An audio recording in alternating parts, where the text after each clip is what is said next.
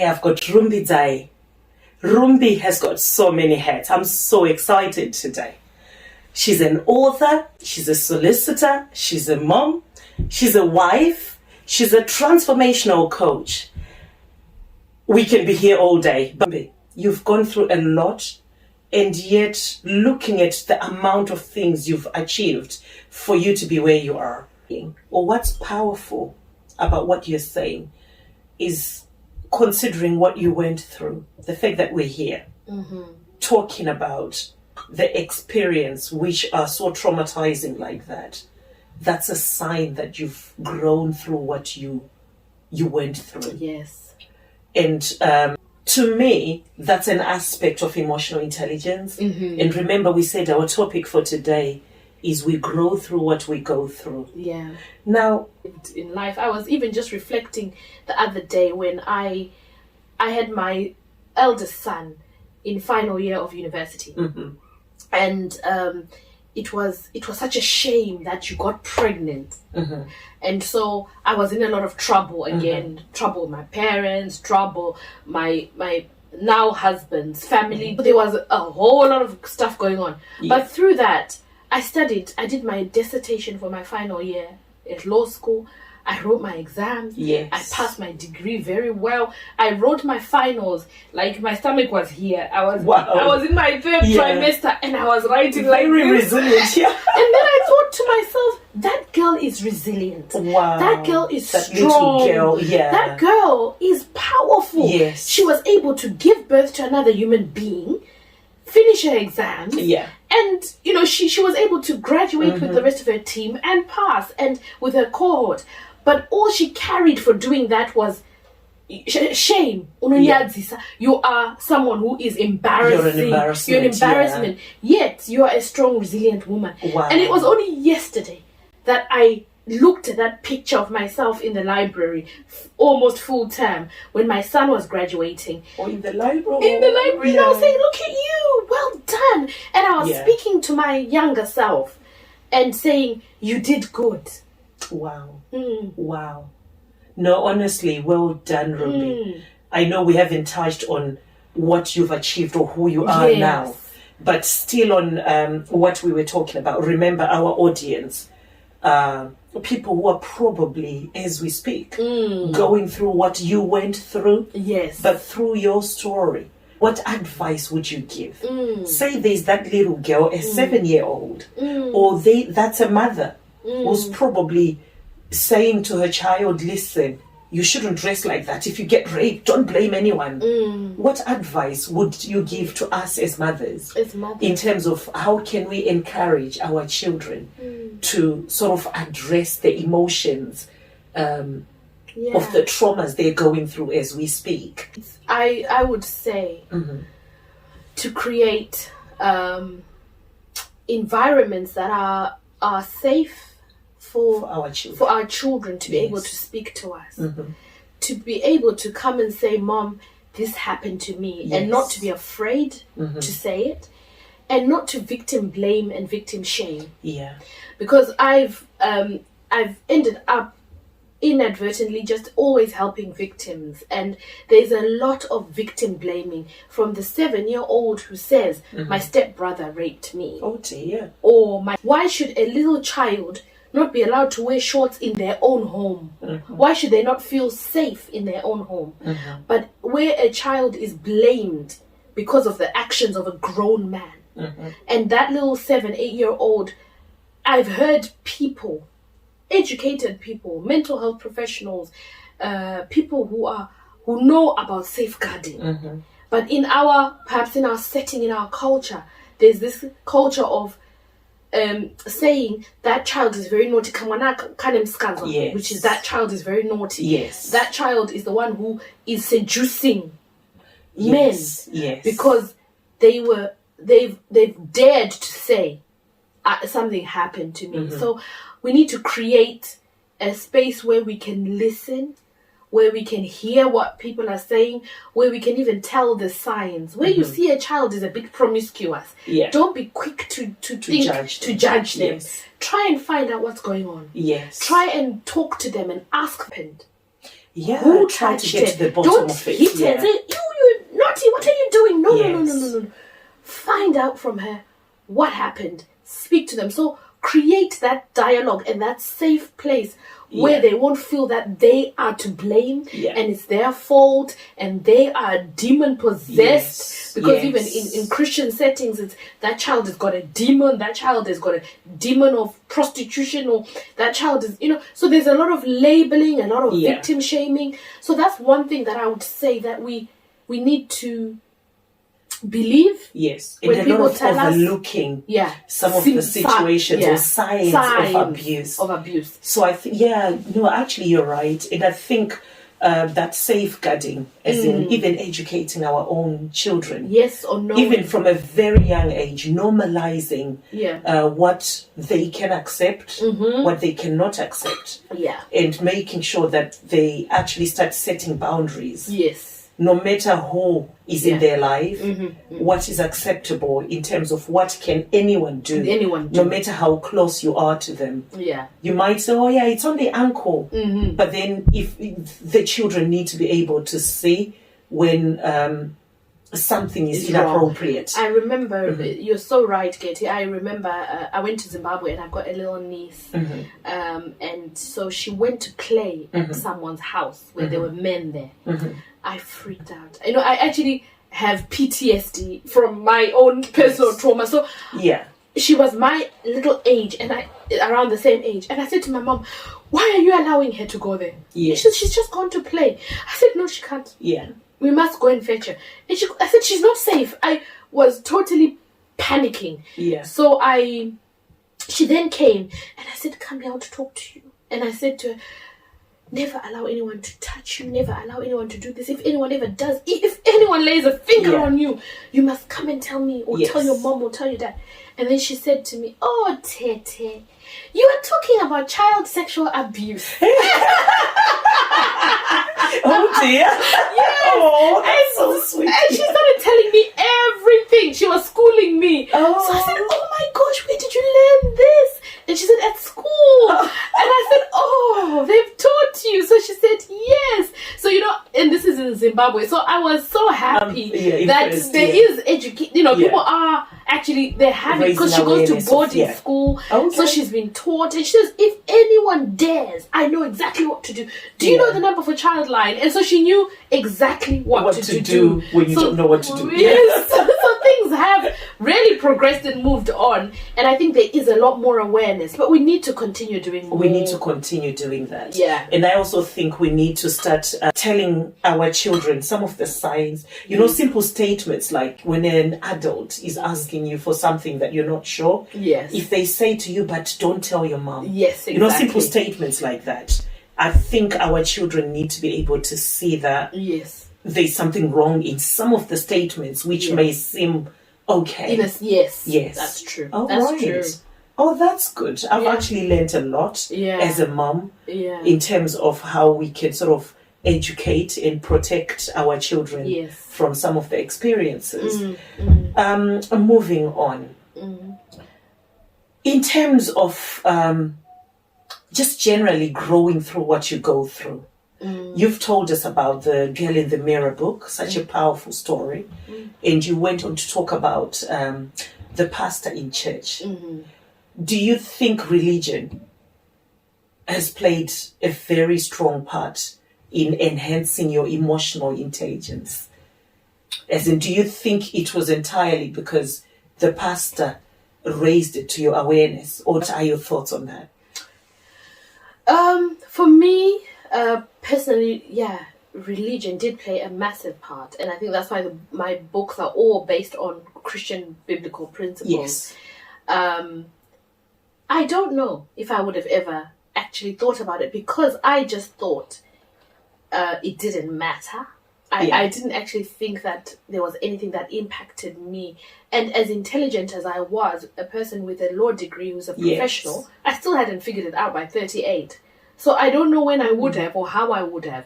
But I think now that I became aware, I started then studying a lot more about emotional intelligence. Yes. I started looking into my own self. I started learning about communication. I started learning about self-esteem.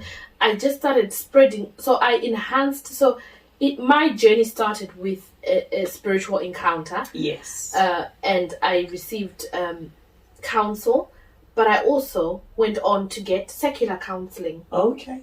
Later on, when I was ready for it. So, and I still have sessions now, because there's so many things that happen in life, and it's like an onion. There's so many different layers. Yeah. And so we keep growing, we keep learning, and there's never a time when you say that you've arrived. Yes. So like currently I'm dealing with my people pleasing tendency. Continue to grow, and I think there's never a time when you arrive. Yeah. So you may figure it out yourself, but I think all of us need a little bit of help somewhere, because the difficult thing is looking at yourself. Yes. Because you can learn things at university, you can learn them in psychology, you can learn them, but when it comes to self-introspection and self-reflection, I think that's something that's quite difficult. Yeah.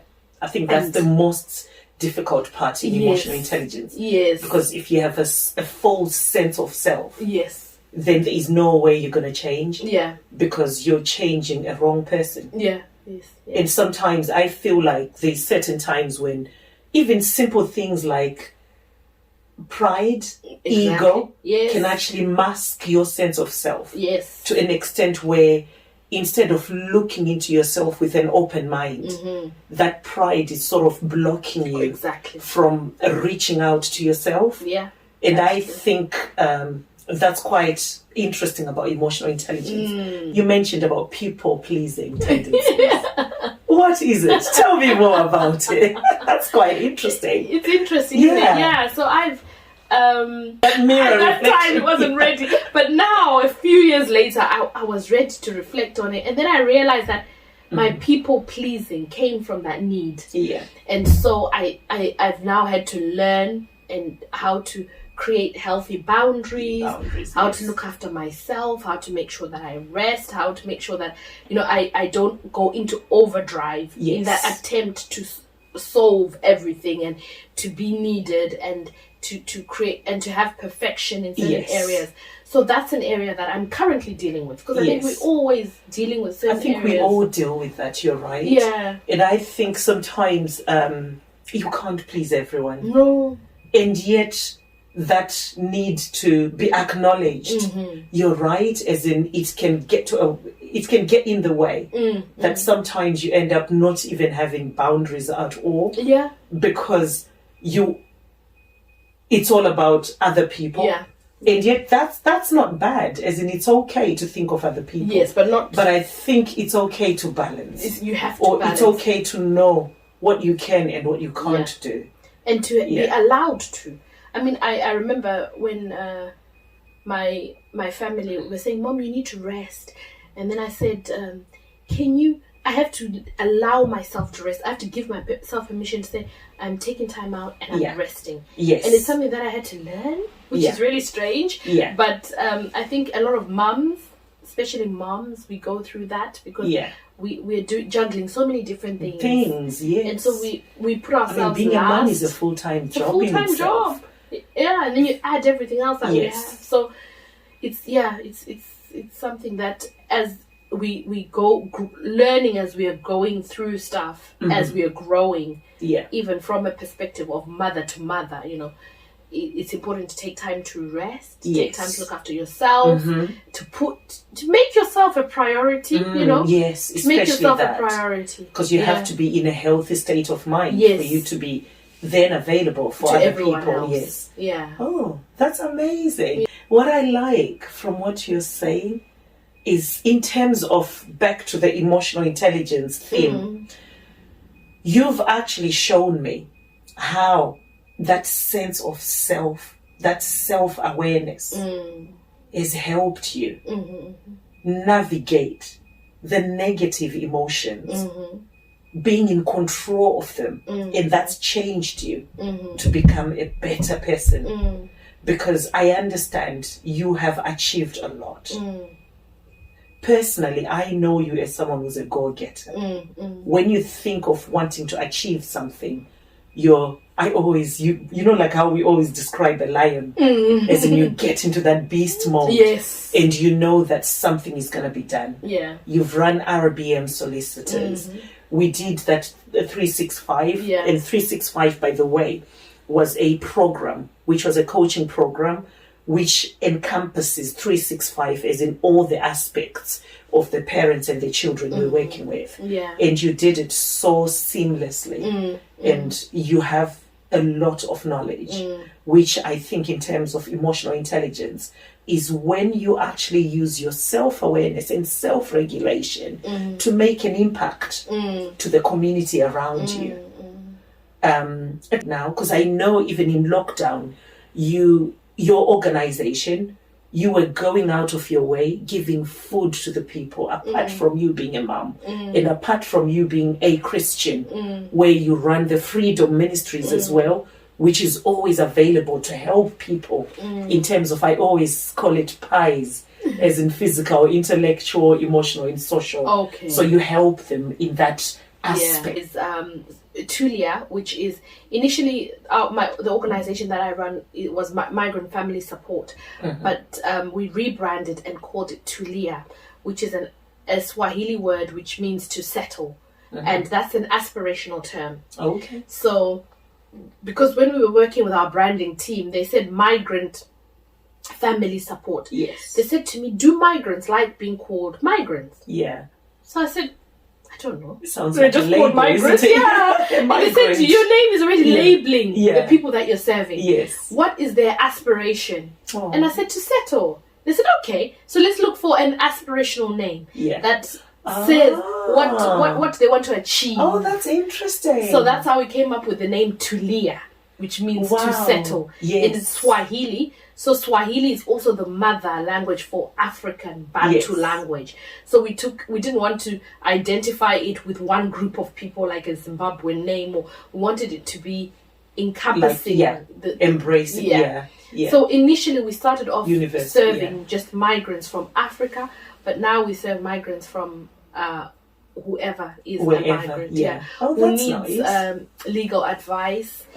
So we do two types of work. So it's a community interest company. So we do legal advice that people pay for. Okay. But we also then have means tested advice for people who cannot afford to pay and where there's no legal aid. Yes. So we're able to cover that gap that's so that nice. people can receive legal advice, but also they can receive support, emotional intelligence. Like we have, it's a support network and a support group, and we have people who come on who teach about topics which are related to emotional intelligence, about communication, about recovering your emotions, identifying your emotions, and self-esteem, and why did things go wrong?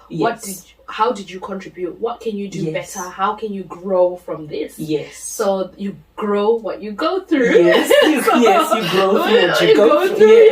So we do that. So we do that work. We also go into the community and teach people about law, educating them, the community as well. So our 3 pillars are educate, that's a key part, empower, and restore. So the educate is through community education, educating organizations that work with migrants, doing training for them, and then empowering people through the law and giving them the resources and the tools to know how to get out of their situation, and then bringing about restoration. So those are the 3 arms that we do through Tulia. So that is full on and full time. And then I have got Freedom. Oh yes, freedom. So Freedom initially started as just conferences for women. Where we would meet as women and talk about the issue, some of the issues that we talk about here, about forgiveness, identifying root patterns, finding how to go about to get healing.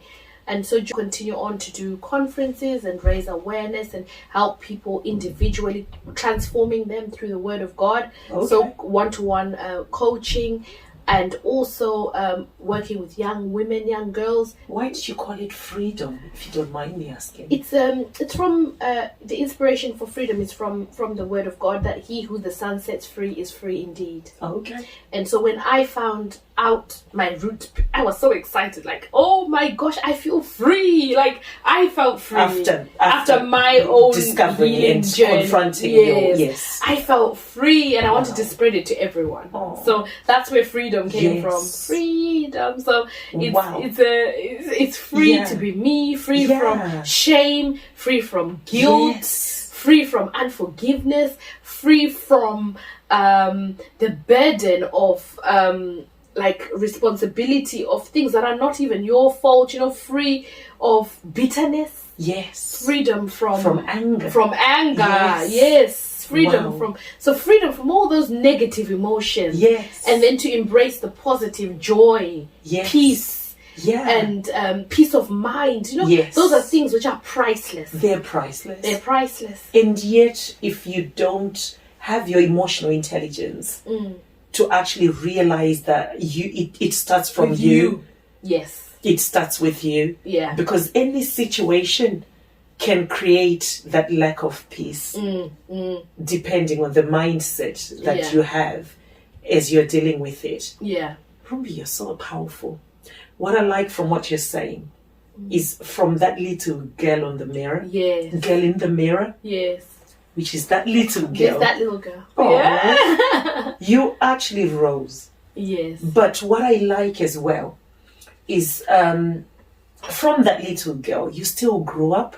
You had whatever you had. That didn't stop you from achieving a lot in life. I've known of situations where kids get abused when they're young, and from there, they don't pick themselves up. But regardless of what you went through, you grew through those situations. And I think your where you seek knowledge, where you seek wisdom, and empowering yourself to become a solicitor. And you went to one of the most prestigious universities, where for you to do law at the University of Zimbabwe, you had to have like all A's. I think I qualified. I couldn't qualify to A-stars. But still, you actually got that regardless of the experiences you went through. It showed that there was something in you. That thing in you, that's what probably led to your breakthrough, where you were fully restored and you fully rediscovered yourself, and you were just moving from that glory to glory. And becoming more unbreakable, more powerful. And there you are. A jewel, a gem. On Lift As You Rise, show up.